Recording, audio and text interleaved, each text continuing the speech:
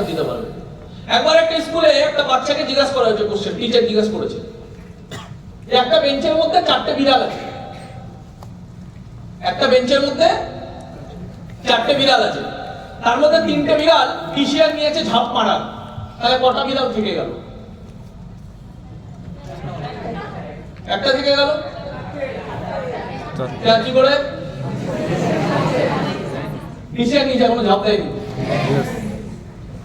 Decision নেওয়া আর ঝাঁপ দেওয়ার মধ্যে ডিফারেন্স আছে।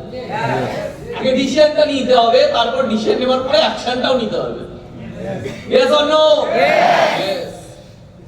তো এবার কোশ্চেন হলো আমি ডিসিশনটা নেব কেন? এবার ডিসিশন নিতে কতদিন লাগে? ডিসিশন নিতে কতদিন লাগে?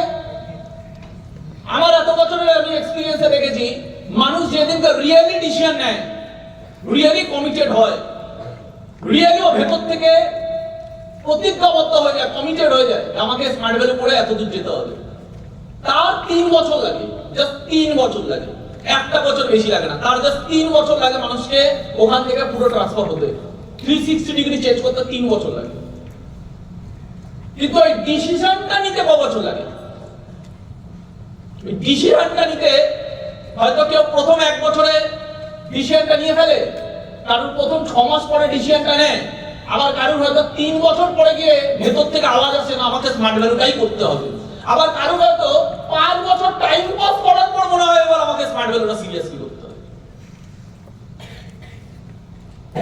ডিসিশন নিতে মানুষের অ্যাকচুয়ালি টাইম লাগে, 90% টাইমটাই লেগে যায় ডিসিশন নিতে।